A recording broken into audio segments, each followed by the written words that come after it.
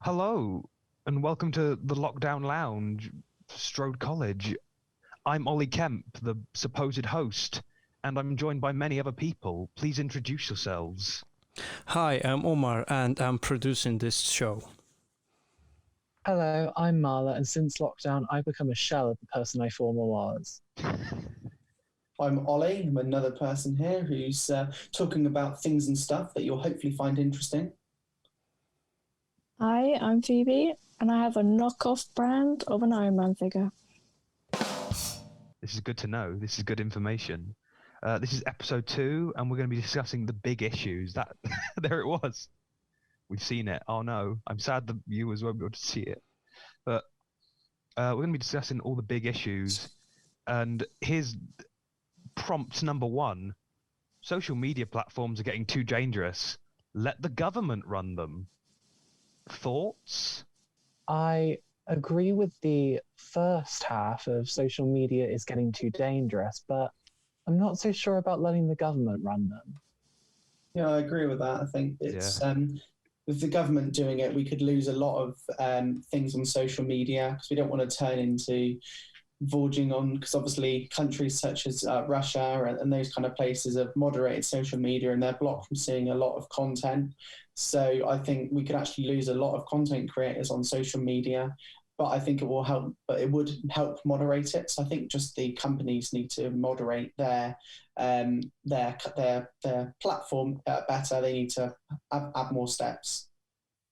I do think that since we can all agree that social media, well, I think we can all agree, sorry, I haven't heard everyone's opinions yet, but since Oliver and I can agree that social media has gotten too dangerous, I don't think it would be a good idea to give a government that much power, because who knows how corrupt the UK government could become. And when you give them something as important and widespread as social media, that gives them the power to do so much more than traditional propaganda.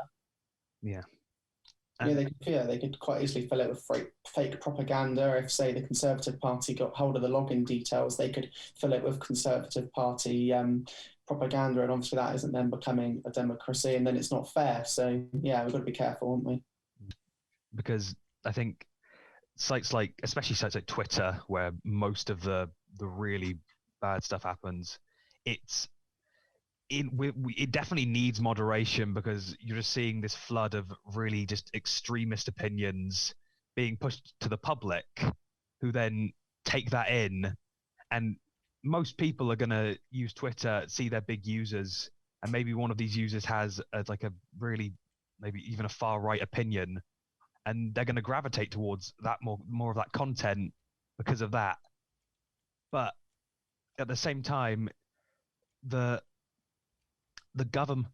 the government had it, their personal biases would also slip in and start muddying the pool of any conversation anyone wanted to have. I think that the social media platforms themselves should take responsibility for moderating their, social media platforms, because the thing is that I feel like they will be more likely to be neutral, because social media wants to appeal to everyone, so no social media is going to want to portray themselves as more left-wing or more right-wing unless they are explicitly marketed as that, and I don't think any of the main social medias are.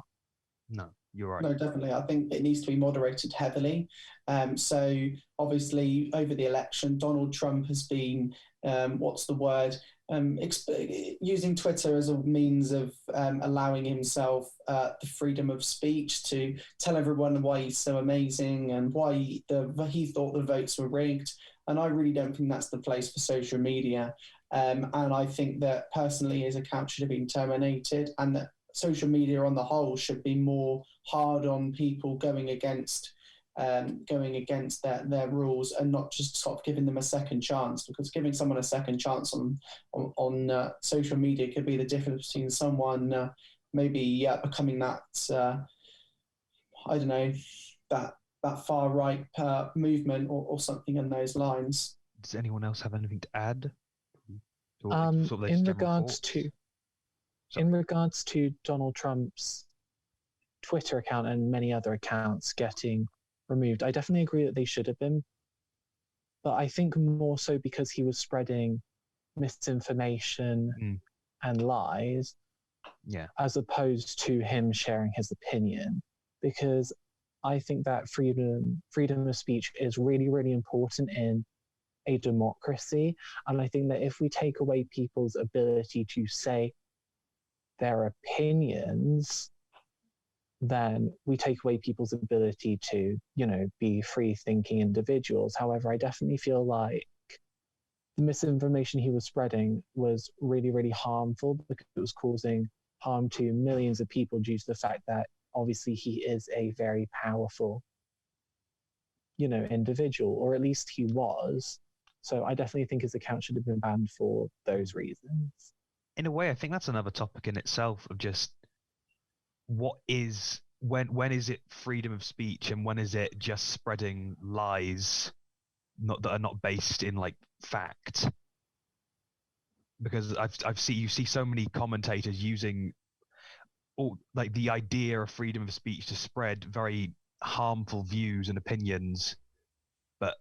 And again, it's all just about dialogues being just completely ruined, and you can never have a conversation about it because then you either fall into, sorry, I don't know how to explain it properly, but just I think it's, in my opinion, I think that politicians shouldn't be allowed to express their feelings on social media because it's also easy to, type something on Twitter and off it goes. I think they should have to express their feelings and their parties in their own way, and it should be propaganda in that way should also be moderated correctly. There should be a special policy to make sure that nothing's getting out, and that we all get that.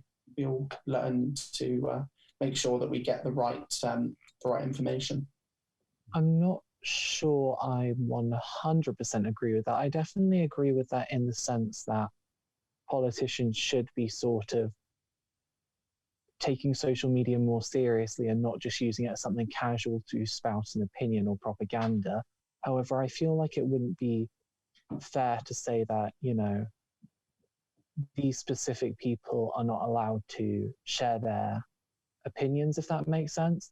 It should definitely be advised because I do think that a lot of politicians are being very silly with social media at the moment and resorting to petty insults. However, I don't think that it should be a 100% they should not share their opinions on social media, if that makes sense. Yeah, I agree with that. I think, yeah, definitely. Probably the wrong wording on that one, I think. I think just to end off before we move on, if the government if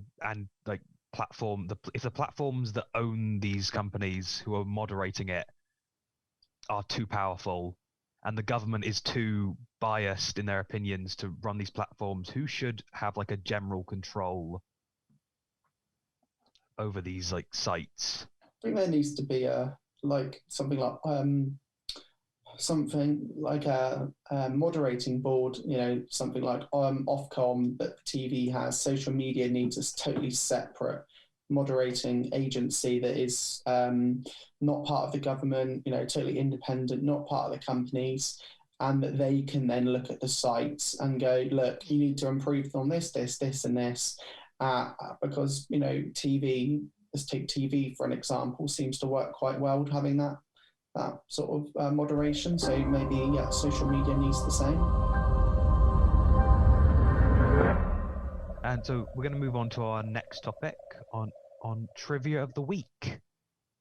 And Phoebe, I've been told you have a good story. Discuss your trivia. Okay. Well, it's not really much of a story, except from an apparent fact, which I'm not 100% sure is 100% true. But apparently, the Queen remains the only female member of the royal family to have entered the armed forces and is still the only living head of state, living, keyword, who served in World War II. There you go. Apparently did she not- trained in mechanics and worked on the little trucks. Interesting. There you go. Yeah. Definitely didn't know Do what you wish with that fact. Go Lizzie. It's hard to imagine the Queen. Imagine you break down on a lonely road at night. You call for help and the Queen shows up to fix your tyres or your engine or something. Get your car stolen by the Queen. She hotwires it and drives off. Okay, question. Would you rather be mugged by Prince or have your car stolen by Prince Philip or the Queen? Definitely the The Queen. Queen. that. Queen. Yeah, definitely. I mean, have you seen Prince Philip? He couldn't steal a car. He couldn't steal a car. Shots That's a subject on its own, isn't it? The royal family and everything, I think. Yeah. Oh yeah. Whole episode for Very that one. controversial. Oh no. Yeah, some very controversial opinions could come out of that one. But does anyone else have any like interesting trivia questions or like just facts that they know or dug up? I do. So this week I'm sure we're all familiar with the social media app TikTok, a woman has gone viral for using a glue that is made to fix concrete to keep her hairstyle in place. I saw that. The Gorilla Glue girl. She was saw talking that. about how, you know, she wanted her hair slicked back in this ponytail and she ran out of her usual hairspray. So she decided that she would use this thing called Gorilla Glue. And I'm not too sure if we have it in the United Kingdom. However, I'm pretty sure its slogan is for the hardest jobs in mankind. And she put that on her hair. And her hair has been stuck in the exact same position for a month straight. Oh my god. Yeah, we have it in the UK. It's a very strong glue used to stick wood together and stuff. It's waterproof as well, so she wouldn't have been able to wash her hair either. Oh my god. She's currently seeing a doctor right now to get rid of it. But in the video, she was, you know, touching her head and rubbing it around, and it was not moving at all. It Probably needs was. to have like white spirit or some kind of solvent probably to get rid of it, to break the chemicals inside the glue down. So yeah, that's just going to ruin her hair. It was Yeah, but you not can't use- budging. I'd be surprised if you could use white spirit on your skin. You can on your hands. If you get paint on your hands, you can use white spirit on your hands. It will dry them out, but it won't do anything to your skin. It just dries them out. I have absolutely no clue what the doctor's going to do because, unfortunately, you know, we can't just show the video on this podcast. But Phoebe knows what I mean. But it was really, really on there. It was not budging. She was knocking on her head, and it was echoing. It looked like she had painted the hair on her head. Yeah. Wow.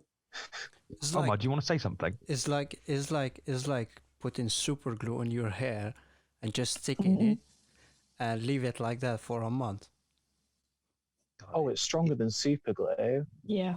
Yeah, she washed her hair like Super glue 15 is times. That actually, if you thing. put it in your hair, Yeah.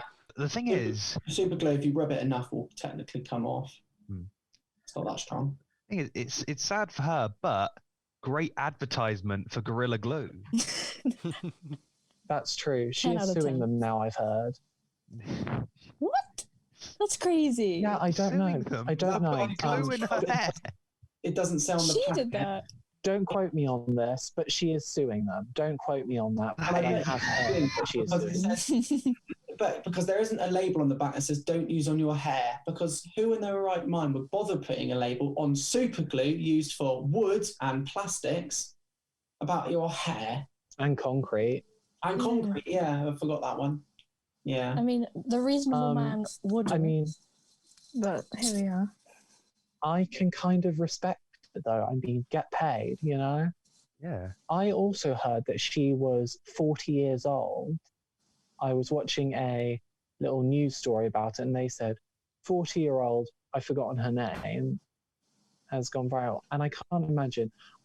I can possibly understand it if you were, a teenager, but being 40 years old and using something stronger than super glue on your hair.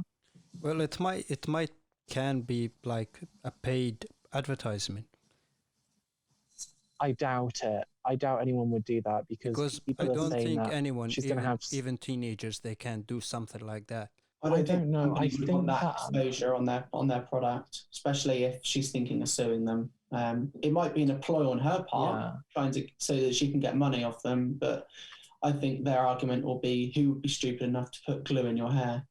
Really, We've seen many. I don't really. Yeah, go on. I don't really think that it is, worth it. So I don't think that it's like fake or anything because her hair is gone. It's never coming. Well, it is. It's going to grow back. But like the hair that's on her head, it's gone. That's it. There is no saving that hair. So I don't really know if it's worth it for the off chance that you might get paid, That's right. But we've seen many YouTubers, they doing crazy things just to get people watching them. So it's not something kind of new. We have. That is true, actually. So maybe, who knows? Maybe this is one big publicity stunt. That'd be crazy. And it's working on us because we're talking about it right now. Exactly. That's how it starts. Millions of people who are from Stroh College, not 50 billion. Yeah. The only defense I think she has is the bottle that she was using. The Gorilla Glue was a spray-on glue. And obviously, when you set your hair, you use a strong hairspray, and it came in the same size can. Obviously, bright.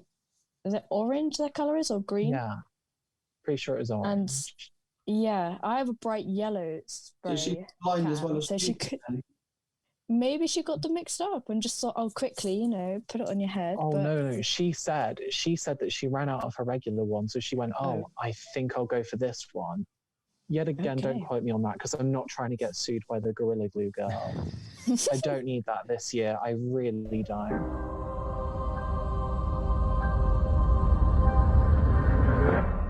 Okay, so I think we're moving on to our final topic.